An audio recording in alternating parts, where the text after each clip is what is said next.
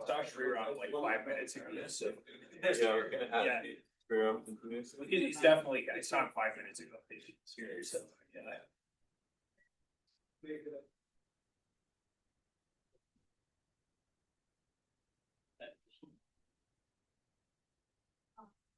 Oh, 27 slides. Hurry, but whenever you're ready. Yeah, shall we wait for a few minutes? Large crowd of questions. Yeah. It's not quite close. Give you this. All right.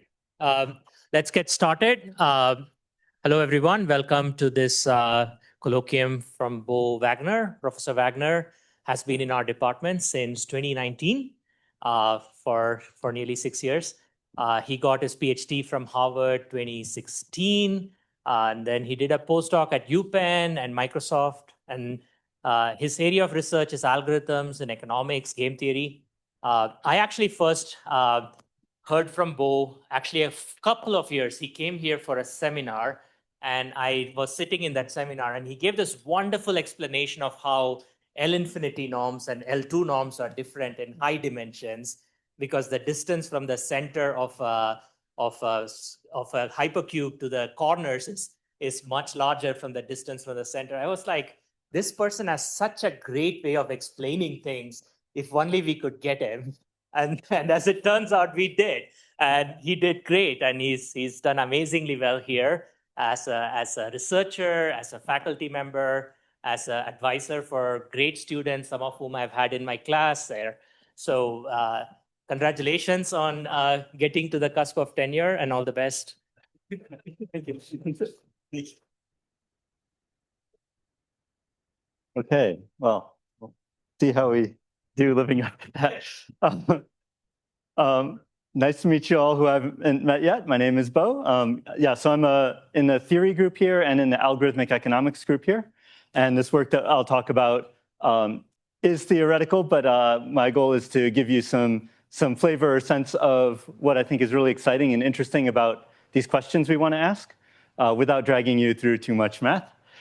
But let me start with the concept of an algorithm, right? So as we're taught in our algorithms classes, algorithms take inputs, or maybe we like to call those data these days, and transform it into some output, right? Some useful answer to the question. But when we use algorithms, they don't float there in the void. They have a context, okay? And the context is people, right? So the information, the data, the inputs to the algorithms come from people, and the decisions that the algorithms make, the outputs that they produce, predictions, affect people, right? Often the same people. So the general question I'd like to discuss today, small pieces of this general question, is how do you design an algorithm in this context in a way that you can still say something about correctness? What does it mean to be correct in this context where people are providing you information and they can decide whether or not they're giving you the correct inputs or not, right? And when the outputs, maybe they really care about because they affect their lives. So one aspect of that, the one that we'll focus the most on is strategic behavior. Another one we'll focus on is what if this information is hidden initially, right? The information comes from people. I have to go get that information. It's not just there for my algorithm to process.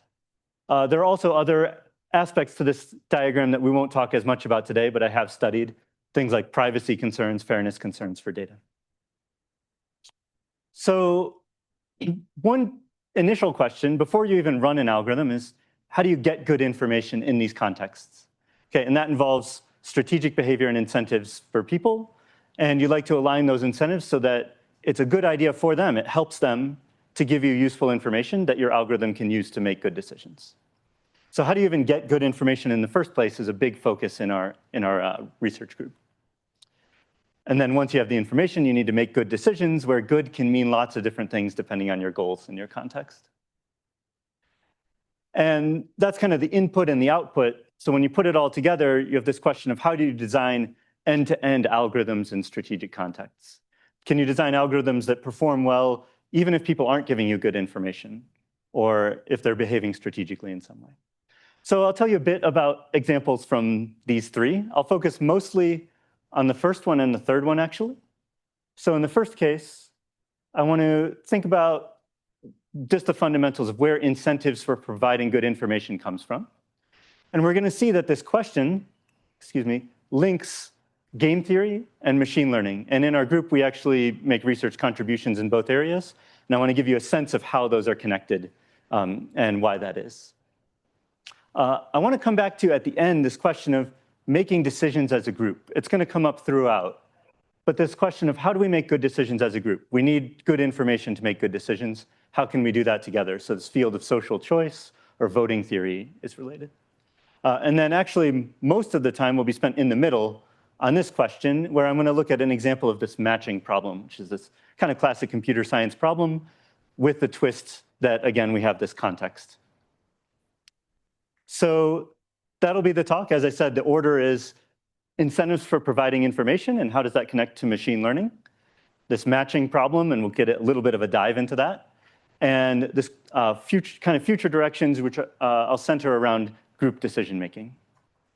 I'll be really glad to have questions all the way throughout the talk. There should be plenty of time, and if so, if not, we can rush a little at the end. I'd rather have some great questions and be really clear. For Zoom folks, I think maybe the best way is to put questions in chat, and I'll ask Michelle to just let me know when a question comes up that you'd like me to answer. But please just raise your hand, shout out, it'd be great. Okay, so incentives for providing good information. Well, let me pause. What do I mean by information? That's a big question. That's a really big question that researchers have been thinking about for quite a long time. Here's one sort of way you can think about information. Maybe you're an agent that is Bayesian and rational and strategic, and you have a belief, right? You have some belief about the world, and you get information in the form of what we call in that literature a signal. You get some piece of information, and you update your Bayesian prior to a Bayesian posterior, and you have to make some decision in the world because you're a strategic agent, and you have some utility function that you care about, and you're optimizing it, and we can think about the value of information to you. And then here's a different way to talk about information, right? You can think of information, so the information you currently have about the world as being represented in a model or a hypothesis, a machine learning model. And you can think of new information as more data sets or a data point. And you can think about updating your information as training your model or retraining your model. Models generally make predictions, although they also do make decisions. We generally evaluate them with these loss functions. And we can think even about value of data. And I'm going to mention to you the idea behind how these can be really closely connected mathematically. The same mathematical tools are going to apply to both settings and transfer ideas across them. I'm just going to give you a very small hint, but plug. In the spring, I'll be teaching this new course, which I'm co-developing with professors at Northwestern and Yale, called Foundations of Data Economics, and it's all about these connections. But I'll give you a sense of that right now. So in our group, we study unifying tools that apply to both settings. And so what next I want to do, first, before I talk about any broader problems, is just give you the flavor and the introduction to those tools, these proper scoring rules or loss functions, and give you a sense of why they're connected and how we study them with geometry. I'll mention the machine learning applications that I've worked on over the last 6 years here in our group, and then I'll talk about some of the economic applications, and we'll dive into one of those. Okay, so kind of a lightning intro to this question of eliciting information from agents, let's say from experts. So how do you incentivize an expert to be truthful, to predict something truthfully? The formula we're going to use is we're going to design what we call a scoring rule, which takes their prediction and then takes the real observation and says, how good was your prediction? And the question is, how do we design such a function?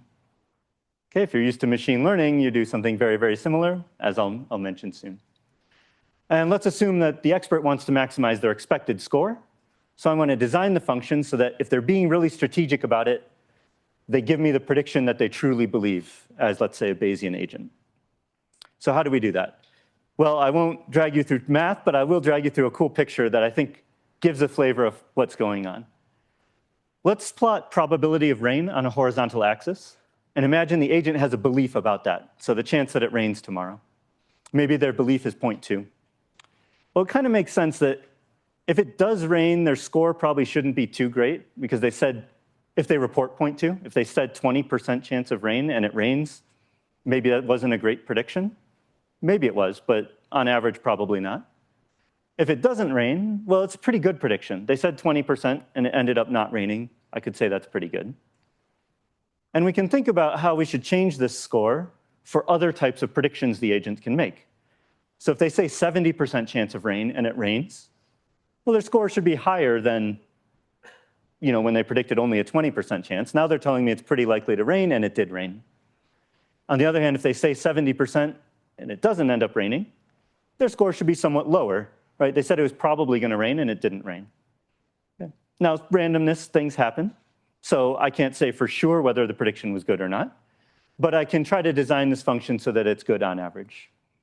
And if you play out this intuition, then all of these scoring contracts, as we like to call them, will trace out actually a convex function.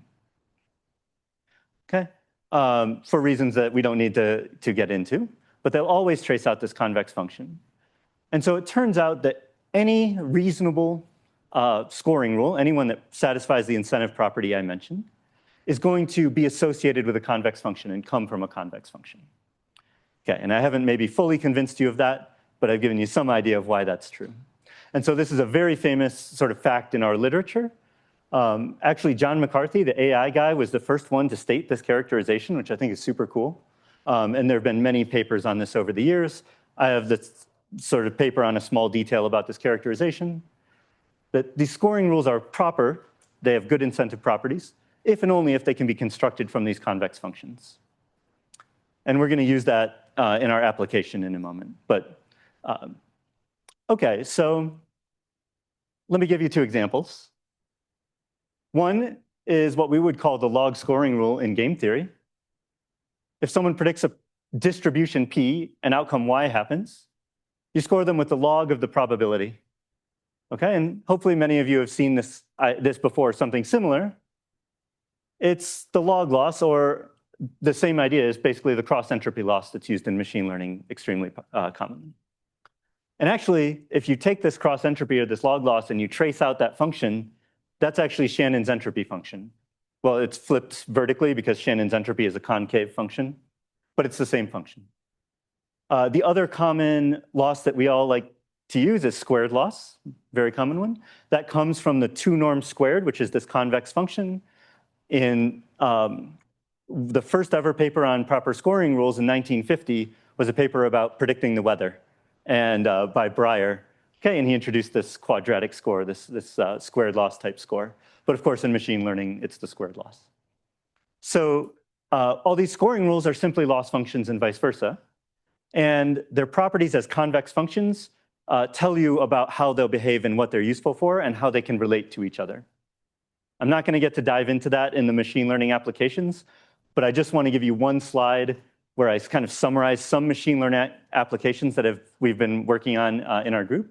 So a lot of these have been led by my colleague, Raf Frangillo, and a lot of our students have worked on these, especially I'll mention Jessie Finocchiaro, who graduated recently, is now a professor at Boston College. So she had a really nice thesis on these polyhedral surrogate loss functions that look kind of like this. And from her thesis, we had this JMLR paper. So that's one question we studied is, what if we think about specifically these things that are quote unquote polyhedral, these loss functions? And there's a lot to say about that. More general questions about design of what are called surrogate loss functions. You care about a loss like 0-1 loss, correct or not, but you design a surrogate like hinge loss, logistic loss, or squared loss, because it's continuous and convex and it's nice to optimize. But did you solve your original problem? Was it good for 0-1 loss? When you minimize hinge loss, was that actually good for the problem you cared about, 0-1 loss? So that's the surrogate loss design question. So we have some work on that. Again, Professor Frangillo has led a lot of that work. Another interesting question was, if you have a generative model that's a black box and you can't evaluate it, ask it for certain like probability assessments, it just generates a sample. How do you design these proper scoring rules for that? Okay, so this is a summary of things we've worked on, but that I won't get to talk to more about today. So to find out more, you need to ask now. So when you think about polyhedral loss functions, they wouldn't be differentiable. Is that not something you worry about with this line of research? Okay, so this is a question that I would take to my colleague Stephen Becker in applied math, who is our optimization guru, which is the fact that actually there seem to be different types of convex functions that are good for optimization, and they actually seem to be good at the extremes. One extreme is these polyhedral things that are not differentiable at the corners, but are otherwise linear. And you can imagine reasons why it's good, like because finding a minimum point is a linear programming problem, and you can imagine that's pretty good. The other extreme is like a strongly convex function, which is very nicely curved. And that's also good for optimization because gradients move you very quickly. So those two extremes seem to be good, but I'm not the best person to explain why. Yeah, thank you. Okay, so this is some of the stuff we've been up to in the machine learning side of this question of designing these scoring rules or loss functions. Now I want to overview some game theoretic applications, economics applications, and I'm just going to pick one of them to tell you about in more detail. Yeah, so these are all super fun questions. I wish I could tell you about all of them. Again, many of these are in collaboration with Raf and students. So forecasting competitions, how do you get people to give good forecasts when they're competing with each other on a platform like Kaggle or in some other way? How do you design those competitions? What are the issues? This is also with Manuel in applied math. Yeah, this agreement and accuracy thing, if I start telling you about it, I'll take the rest of the time, but it's very interesting. It goes back to this Aumann agreement theorem from 1976. And then prediction markets and relationships between markets and information and revelation of information is a really big topic in our lab, and we have some recent work there. The one I want to tell you about is, I think, nice for this setting because it's a bit more self-contained, and it has an interesting question in it. So it's one example of these kinds of questions. So I'll tell you about this one next. And this is joint work with Manisha Papareddy-Gari, who was my student and graduated this year and is now a postdoc at BC. Okay. So I'll spend a bit of time to tell you about this problem and our solution to it before we move on to the next section of the talk. So this is a classic problem that you can pull right out of an economics textbook. It's called the principal agent problem, hidden action problem, moral hazard problem. You have a principal, like let's say someone like a department that wants to build a building, and they're going to hire an agent who has expertise and skill in doing the task, like a construction company.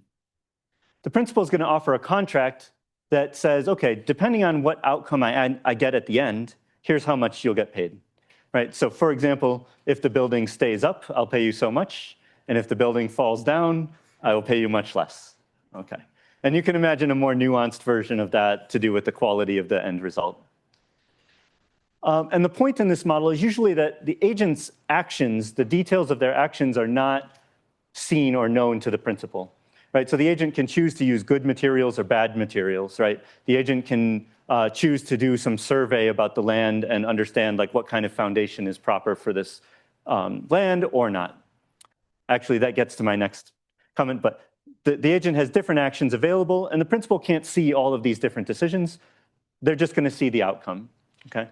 Or they may not understand the difference between materials because the principal's not an expert in that. So the question is, how do you design these contracts? So if you're given the sort of numbers that fill in all of this, so the outcomes have utilities for the principal and the actions are maybe costly to the agent, so doing a good job is more costly and takes more effort to the agent. How do you design these contracts to get the agent to do a good job? So that's a classic problem from economics. So the twist that Manisha and I added is in the second step, where we're going to suppose that the agent has the option to acquire information about the problem, before deciding on their actions. Okay, and we think of this as really natural, right? So I kind of mentioned this survey the land idea, right? So maybe a good building company can decide to commission some survey of the foundation and all of that, or they could just skip it, right? So they have the option to acquire information, but they don't have to. And the principal might not be able to see that or contract on that, right? The principal might not get to say, well, I'll pay you more if you did this land survey. The principal might not even know, what kinds of surveys are available or things like that. So how does this problem change? And a second application could be you're hiring a marketing firm to run a campaign for you to sell, your fancy hats. And they could do market research before they decide on what marketing campaign to do. Or they could just go for it and hope for the best. And you want your contract to incentivize them to gather that good information so that they can make good decisions. Okay, you can even apply this to giving students an assignment. So the payoff, the utilities here are not money anymore, but they're points or scores, grades in a class. And you can give students an assignment, and you can hope that they'll go and gather all the information they need to learn to do a good job on the assignment. But they might decide to just wing it and hope for the best. So your grading scheme is kind of like the contract here. So we made what I think is just a really cool conceptual insight, and it's not that technically difficult, but it is very different from how everyone was thinking about contract theory. We said, actually, without loss of generality, any contract you can offer to the agent can be phrased or interpreted as one of these proper scoring rules, as one of these loss functions for prediction. Why? Why prediction? Like, why would predictions be related to decisions and contracts? Well, the idea is the following. Imagine that we're in this model where the agent has two actions available, a low effort action and a high effort action. If they take the high effort action, there's a certain probability of success that is very high. If they take the low effort action, there's a certain probability of success that is quite low. And so what I could do is design this scoring rule that incentivizes good predictions, where I basically say predict whether the project will be successful or not, predict whether the building will be up in 10 years or whether it will have fallen down. And simply by manipulating these payoffs from the predictions, I can incentivize the agent to want to both take the high effort action and honestly predict to me the probability that the building will stay up. If you see the way these tangent curves are drawn, if they give, in this example, if they give the low effort action, they get a pretty low payoff if the building falls down, and not much higher of a payoff if the building even stays up, a little bit higher.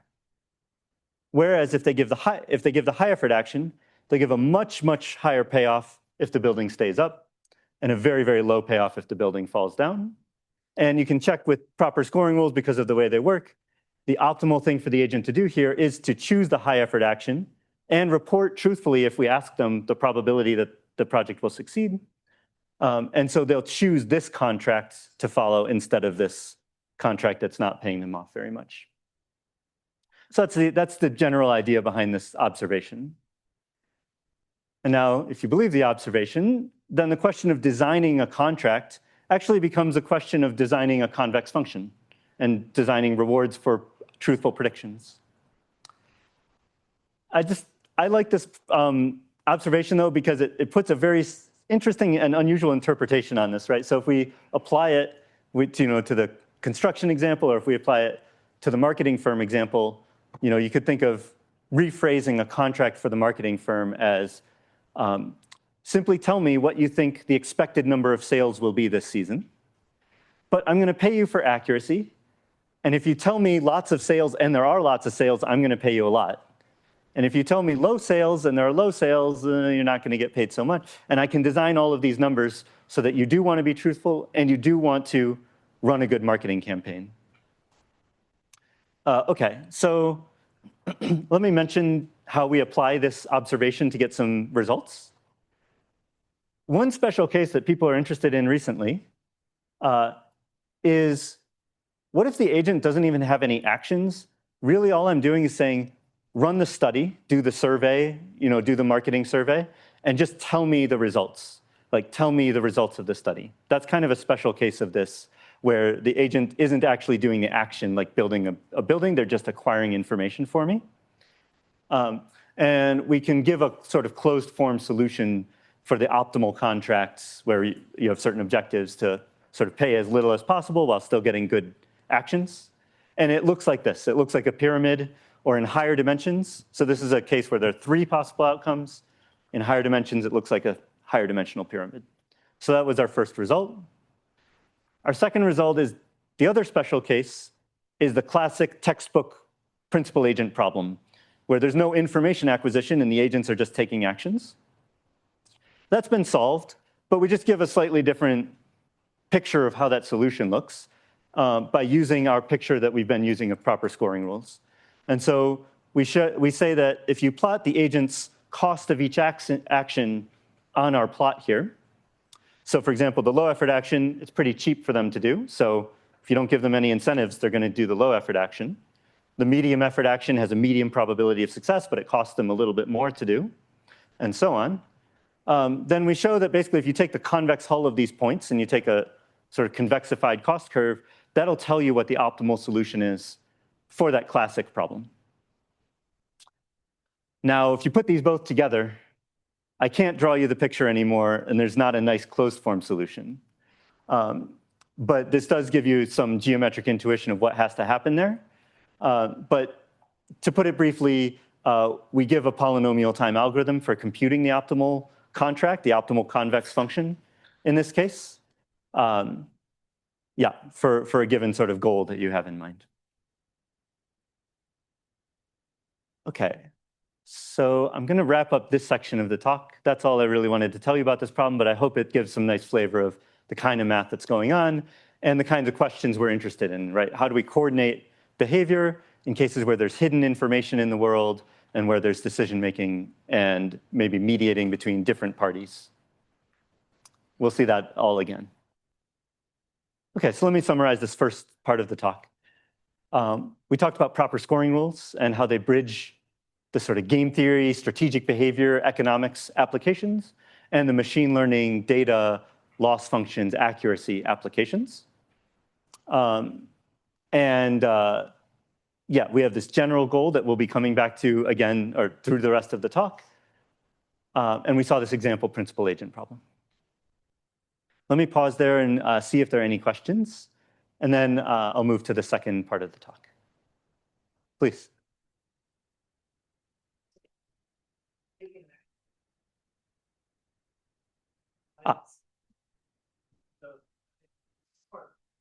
Yes. Yeah, great. So let me repeat the question. The question was that I've said that when they take an action, the outcome is still random. There's randomness in the action. But why wouldn't it be the case that if I take a very smart action, that it would be a deterministic outcome, for example, the good outcome? So that's a special case that we can allow. So maybe I add the like overachiever option here. That's maybe super, super costly and always gets you to, with 100% probability, the successful outcome. Yeah. Otherwise, this is modeling, for example, some randomness in the world. So maybe they build a really good building, but you have a 500-year flood the next year. Okay. Yeah. Thanks. So does any of these change? You haven't talked about the time taken for the action. Yeah. Because you're just normalizing the time value of money to the very beginning, right? But does any of this change if you actually bring time into the problem? Yeah, so does any of this change if you bring time into the problem? Certainly, the practical application of this would have to worry about that. One reason for that is time span till you observe whether the thing succeeded or not. And that's something we also worry about a lot in things like prediction markets, where people are basically betting or providing information about something that will happen far in the future, and we can't pay off those bets until then. Basically, it's an issue, and people think about it, and here I have not thought about it. I've abstracted it out. Awesome, thank you. Okay, I'm very excited to tell you about this line of work. This is funded by the National Science Foundation on the problem of matching, which is a problem I really love when we get to teach 5454. And let me introduce it now. So I'm going to motivate this with an example of matching workers to jobs.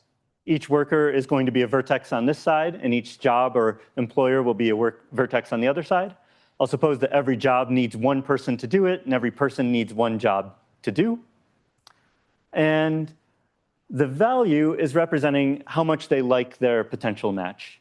So for example, this person likes this job with a utility of 8.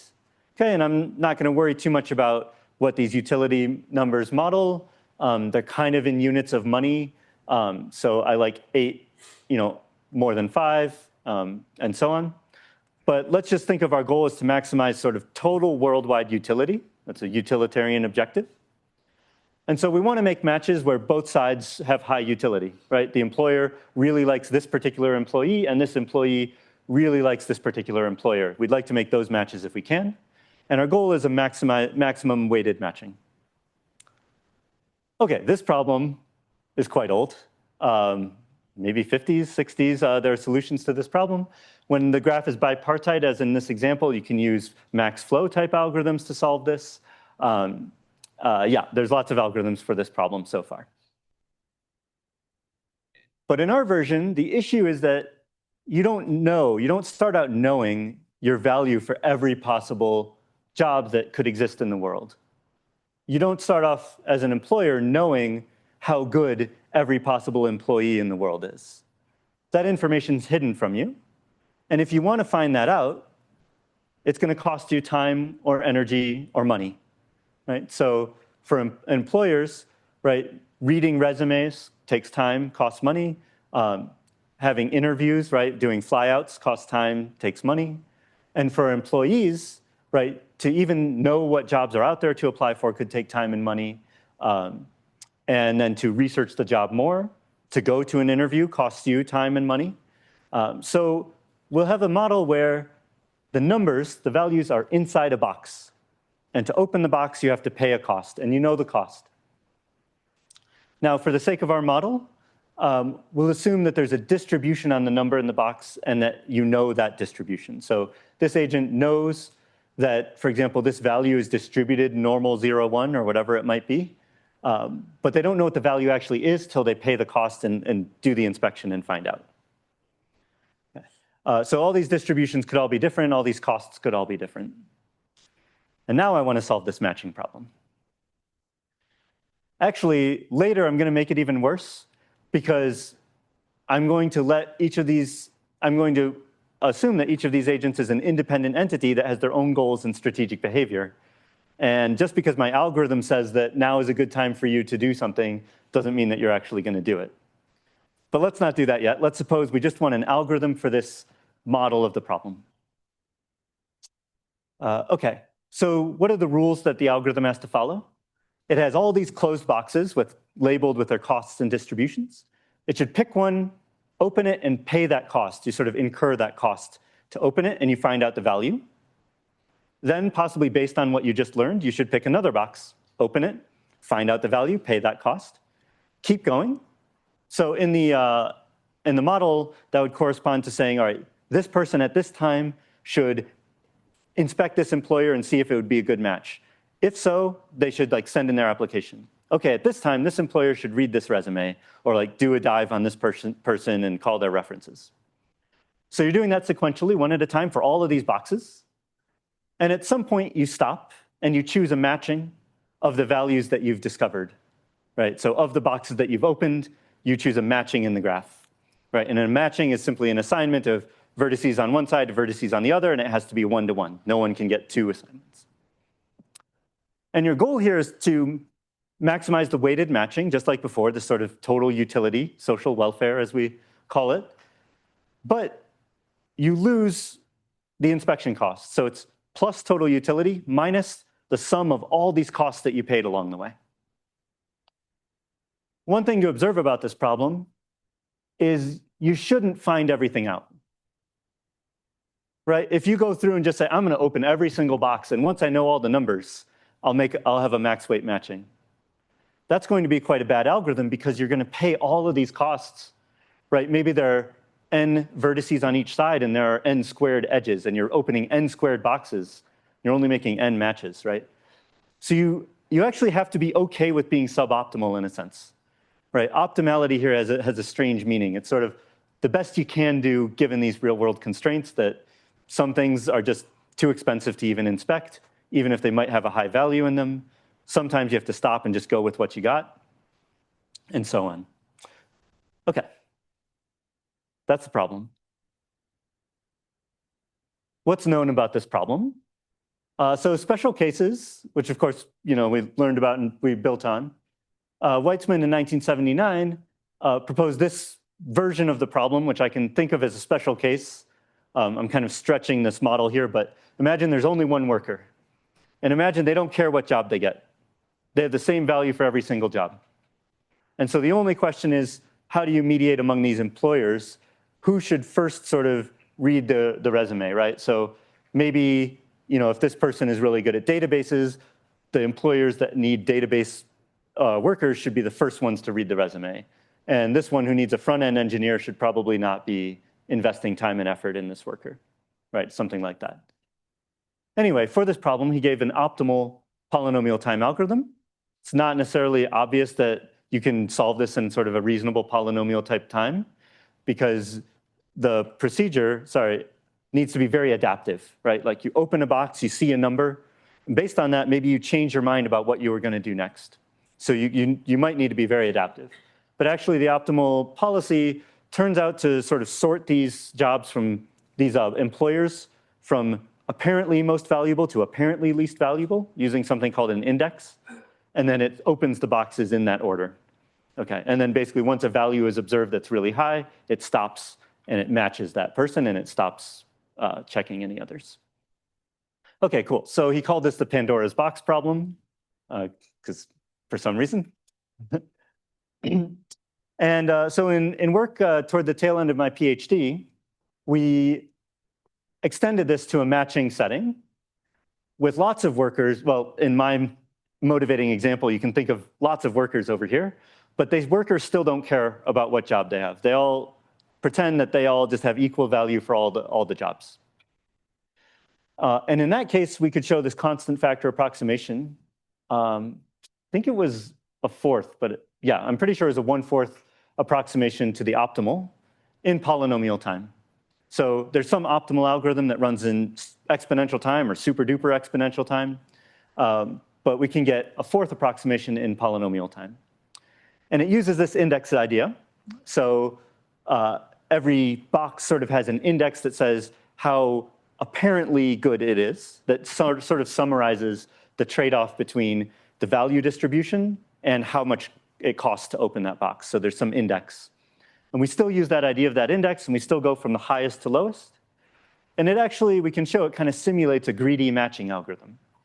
So something that you might learn in 5454, if you get lucky, is there's a greedy algorithm for max weight matching, where you take the highest weight edge and match it, and then you take the next highest weight edge and match it, and you keep going down. Obviously, you have to skip an edge if it would create a double match, but and that algorithm is not correct, it's not optimal, but it's a half approximation. And so by using that sort of greedy idea along with these indices ideas, we can get something like a 4th. Yes, please. Even in that, there is a semi-definite programming. Yeah. I don't know about like other kind of relaxations that, yeah. Part of the reason we really love the greedy algorithm is it's going to be compatible with strategic behavior later. And so that's one reason I don't know, but yeah, I don't know. Good, okay. So is it that much harder when you have boxes on the other side too? That's the question we want to answer, because as cool as this is, it's really not modeling the job market problem that we want to study, right? It really doesn't make sense to only have values come on one side. So I don't know if I've stated yet. Okay, this is work with Robin Bowers. You'll see their name in a moment, who's one of my students here. We actually started by figuring out things that don't work that you wish would work. And let me tell you about them, because I think it's actually really cool. the first idea that you might have is to try to bundle these two unknowns on an edge into one sort of mega unknown. Like this, right? So you have an unknown value for this person and it costs 3. You have an unknown value over here for the employer and it costs 1 to figure out that value. So let's just do an all or nothing. You can find out both the values at once for a cost of 4, right? Or you could just not find out. So when you're ready to go to an edge and check how good a match that edge is, just check both of them at the same time. And if you do that, this is now the previous problem that I worked on in 2016. There's only one box along each edge now. So you could just apply that algorithm. Well, that would have been nice. But we can actually prove that no algorithm that does this, meaning that every edge is an all or nothing inspection, can achieve a constant factor approximation to the optimal, like, exponential time algorithm. Which is a bummer, because this is actually kind of modeling like an interview stage, right? So you fly over there, they host you, you're both investing lots of time and effort at the same time, and when you leave, you both have figured out how much you like that potential job and that potential employee, and you're doing it all at once. And what our theorem says is that we can come up with examples of problems where that's not going to be a good idea. That's going to be a really bad algorithm. So, and you could imagine sort of having screening stages instead, right? So first the employer should be doing a deep dive before they invite you out, and maybe that's like the implication of this theorem. It would take a slightly more sophisticated model to tease that out. But that's the first thing that doesn't work. I feel like I wanted to say something else about this. Oh, how would you prove something like this? Actually, the proofs end up not being super long. What you do is you come up with examples that look the same, 2 examples that look the same to such an algorithm, but are actually different. And they're different in a really crucial way, right? And so the algorithm has to do the same thing on both of them because it can't tell the difference, but you should have been treating them differently. All right? Here, this one is a bit more difficult to explain without getting into the math, but we had this idea of an index that I kept telling you about, and what you'd like is to kind of modify the previous approaches in maybe a slightly more sophisticated way. So for each box, we can think of it, we can summarize it with this index that I didn't really tell you how to compute, but it's something. And we could try to do that greedy approach or something like that greedy approach. But now we could be sort of greedy on either side.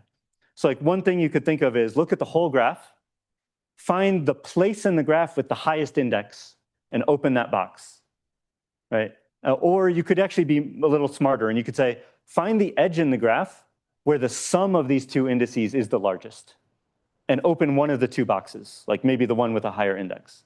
So you could think about lots of algorithms like that, and we did, and we did, and we did, but then we proved this. No algorithm whose information consists of the thing below the line, meaning that I tell you the cost and I tell you the index, but I don't actually tell you details of the distribution. I only tell you the index. No algorithm can have a constant factor approximation to the optimal if that's all it knows. And again, the same kind of idea in the proof. So you cook up something that looks the same to this algorithm because all these costs and indices are the same, but actually what you're supposed to do depends on the details of the distribution.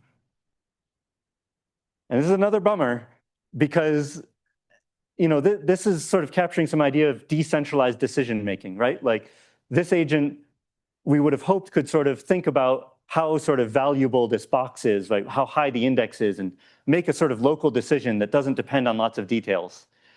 We can rule that out. Okay, sorry for the bummers. Let's see something fun. Let's see something good. So here's the key insight that Robin used and produced here. Is we can think of each edge as actually a sort of 2-stage inspection idea, right? So a box within a box. What do I mean by that? Well, you can kind of imagine you have this purple box and it costs 1 to open. And if you open it, you find out a little bit of information. You find out the employer's value. But there's also another box inside. And you find out, oh, that box costs 3 to open if I want to open it now. But I don't have to, right? I can stop after opening the first box. Or I can keep going. I can pay cost 3 in addition and find out the second value. Does it make sense, the difference between that and the all or nothing approach? Right? So we think of it as a sort of 2-stage inspection process. And this multi-stage version of Weitzman's problem, if we look at that for a second, this guy's problem, only multi-stage, had actually been studied. Actually, it was in the appendix of our paper here that we've, well, there are other papers that are a bit related. But anyway, the multi-stage idea had been studied. So can we apply it here? Yes. Okay, so the main theorem, and yeah, again, I want to acknowledge Robin, who's, I think, sick today and not in person. But the problem does indeed admit a polynomial time approximation algorithm that gets this constant factor approximation. It's 1/4. Yes, it is. And the way it works is like this. Take every edge and flip a coin. With 50% probability, put the green box inside the purple box and treat it as a 2-stage process. With 50% probability, put the purple box inside the green box. Right, so every edge, you kind of decide which side goes first. And you just flip a coin and 50-50 for every edge independently. You either just say by fiat, if you ever get to this edge, inspect the employer side first. Or with the other 50% probability, if you ever get to this edge, inspect the employee side first. What question? Yeah, just for clarification, what is hidden in that Uh, box? Like, do you know the Okay. distribution? Yes. So it turns out that this whole thing could handle something much more general here than just one box within one box, where like there can be distributions over what you find inside, including how much they cost, and like maybe there are even more boxes within them. But you know when you pay cost 1, the distribution over the information you will find in here. And the information you find in here tells you how much the second box costs and the distribution of what you will find when you open it. Now, and as you're pointing out, we actually already know some of that stuff in advance. But it turns out that this algorithm can work even if you sort of didn't. Yeah. Yes.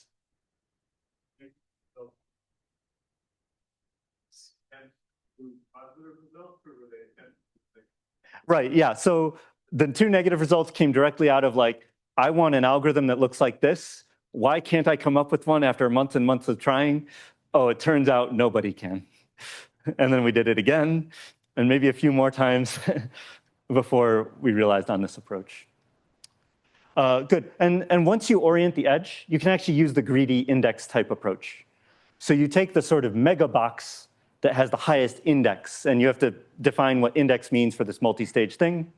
But you open that edge's mega box first, but you just open it the outer box. When you see something inside and you find out one of the values and you see that there's an unopened box inside, you recompute the index based on what you've seen. And you sort of stick it back into your priority list. And now again, you take the edge with the highest index and you sort of do 1 stage of inspection on that edge, whatever it means at the time. And then eventually you're going to start doing greedy matches, because you're going to have an edge where you've done all the inspections and you know the values, and the total value is higher than any of the indices that are left. And then you'll say that edge is going into my matching.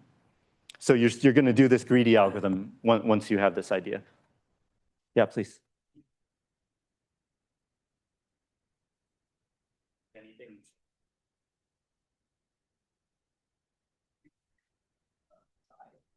Higher probability. Yeah, so the question I think was, does anything, like, is the 50-50 really necessary here is one part of the question?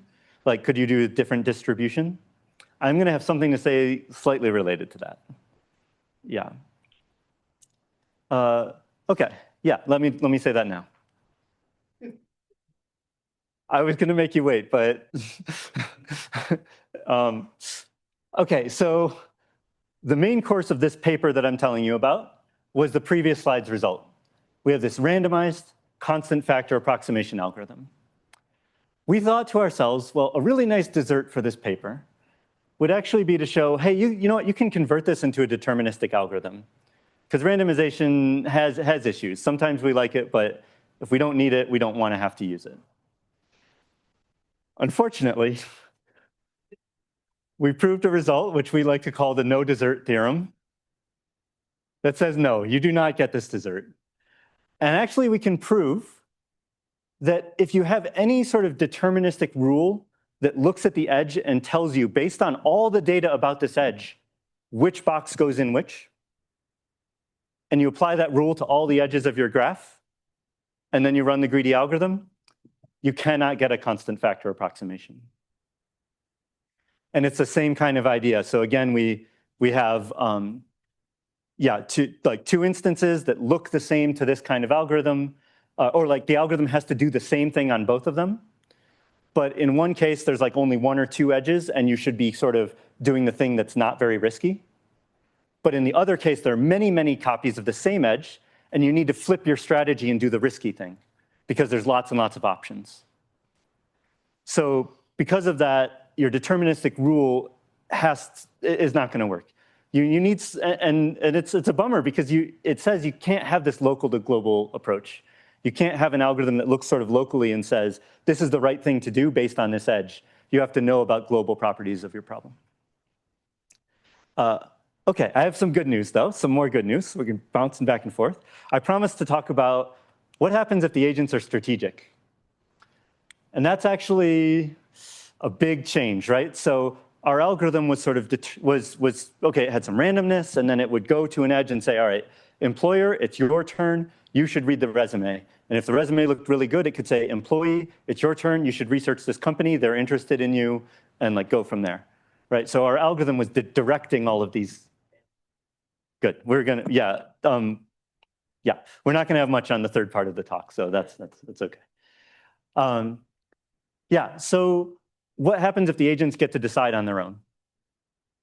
Actually, and this is actually a previous paper chronologically, but also with Robin, part of this NSF project, we showed, well, if all the values are positive, and I'm going to talk about why that's actually important, then there's an auction that coordinates this behavior in the way you want with it's a 1/8 approximation instead of 1/4. But we can coordinate the agents to sort of implement an approximation algorithm, even though they're being strategic and sort of selfish and just thinking about their own goals. The way it works isn't super important for the talk, but the agents sort of maintain bids on their edges. So I might say, my current sort of bid for working there is 100, and my bid for working over there is only 20. And we have this global price, and when the bids along an edge match the price is going down, then we match that edge. Right? And so edges with high bids on them get matched first, and it's this very greedy algorithm idea again. And the agents, when they see this global price going down, kind of decide in their heads when to do these costly inspections. And we can show that this coordinates them to do that at the right times to get this 1/8 approximation algorithm. Okay, that sounds good, but this positive values is actually super important. And when values are negative, we don't know a mechanism to coordinate the agents. Well, why would values be negative? Actually, the problem I told you I wanted to solve is a job market problem, where what we'd like to do is say an agent, for being assigned to do a job, has negative value, right? You're saying, okay, I need to spend 40 hours a week doing this thing. Well, okay, we all know that PhD studies are a different case, but I need to spend 40 hours a week doing this thing. That's going to be a negative value compared to using my time in some other way. And what we want is this mechanism to actually assign me a payment. So the employer, for example, might bid 200, and I might say, to do that job, I need at least 100, negative 100.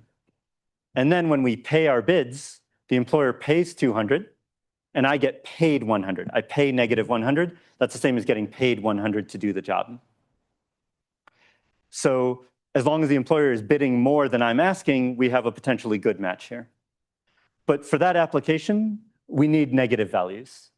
And so this auction doesn't work, but the algorithm does. So the open question is, can the algorithm I talked about get converted into a mechanism with strategic agents?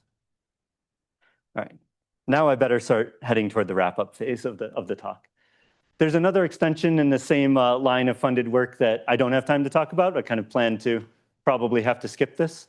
But But once we're writing it up this month, and once it's published, I'll come back and tell you about it because it's super cool. Okay, so yeah, let me fold this into my kind of main summary and wrap up. So all of these had to do with a problem that I want to think about a lot in the coming years, more precisely or more focused, which is how do groups make decisions, right? So we had a group of people there, and the decision was this actually combinatorial object. It was a matching, and we wanted to coordinate agent behavior to produce a combinatorial decision. But you can even think of much simpler things like voting problems.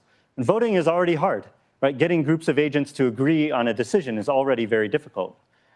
And two of the key paradigms there are information and preferences, right? So we want to get good information to make decisions, but we also want to compromise among our preferences.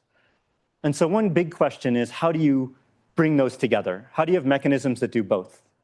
And you could argue that the matching mechanism had to do that. It had to gather information, and it also had to deal with people's preferences about what they wanted. A result we have along these lines with Mary is a mechanism in a voting setting that can provably aggregate both information and preferences at the same time. I can't tell you more about it to say what it sort of means and what provably means, but we get a sort of approximation guarantee from this mechanism for a sort of utilitarian objective, where we have a model where both of these things are happening. So we have a vote on what to do, but before that, we have an information stage where people provide predictions about if we do this, what's going to happen? If we do that, what's going to happen? And what ends up happening is the information gets a vote. So if the information says this is a really good idea, we're going to get extra votes in a way on this decision. But if nobody wants to do that and their preferences are all over here, they can overrule that, right? So it balances between the two. So that's an example of the kind of thing that I'm hoping to think about more going forward. Let me summarize here so that there's at least a little time for more questions. So we started with this question of getting information, aggregating information, and we saw this principal agent problem. We talked about machine learning applications over there. And then we spent a lot of time on this algorithms in context, right? And this matching problem was an example of that. And as I said, moving forward, I think of these as also examples, but how do groups make decisions? There's a lot to ask there, and I think a lot that our group can bring to the table. All right, thank you very much, and thanks to all members of the AlgaeCon group.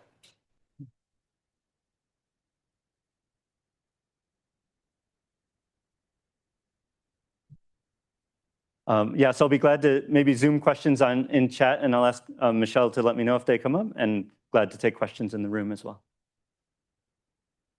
Please. Yeah. Problems that you told about before.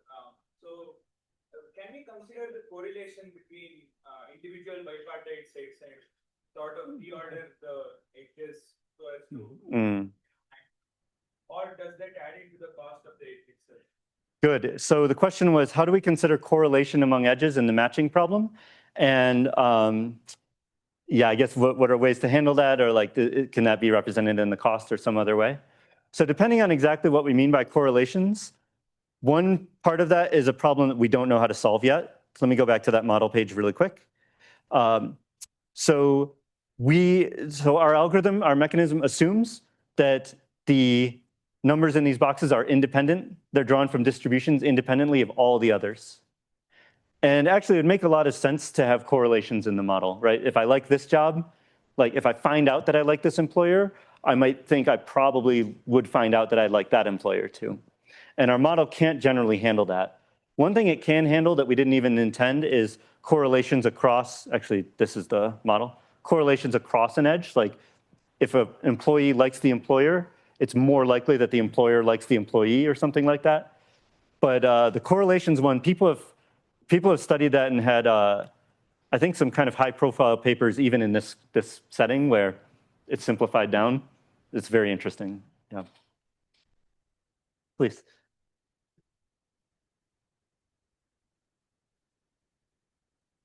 Are there real-world analogs for the magic index, what I like to call the Weitzman index, that tells you what box to open? I would say yes. So actually in this paper, Bobby and Glenn, my co-authors had a whole interpretation of this index in terms of options theory from financial options. And if I could summarize it, let's see. So if you're buying an option for cost 1, and the option is to get the thing in the box, but you're going to still have to pay for it, but there'll be a fixed price that I tell you now. The price at which it's sort of a fair option is the index. So the thing that you would pay when it's higher, and sort of you get the surplus up above, and that sort of threshold, that's the index. So that's one answer. I mean, I love this question, so I'm going to stop there. But like we use this in other problems. There's these things called profit inequalities, and the same math is super important there. Like what is your threshold, and how much bonus are you getting above that threshold versus what you're losing when it's below?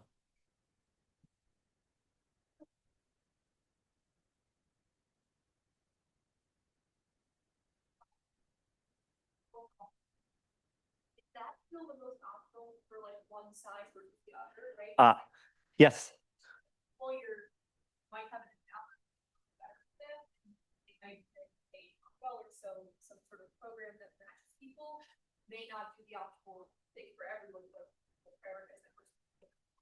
Yeah, fantastic. So a quick summary of the question comment is that my goal was this sort of utilitarian sum of values, but what about other goals? Or what about, like, for example, might the algorithm be prioritizing the employer's side over the employee's side? And that's definitely something we should be worrying about if we were to go to try to implement something based on this. It's in a stark contrast to stable matching, which we often learn about as a different paradigm for matching, which sort of emphasizes a sort of fairness property that people don't want to switch away. But even that can have unfairness. And in fact, stable matching has this employer optimal versus employee optimal stable matching. So it can definitely happen. I haven't thought in this particular model how to mitigate that. Yeah. Okay, I think we're a couple minutes past, so I think we should end there. Thank you.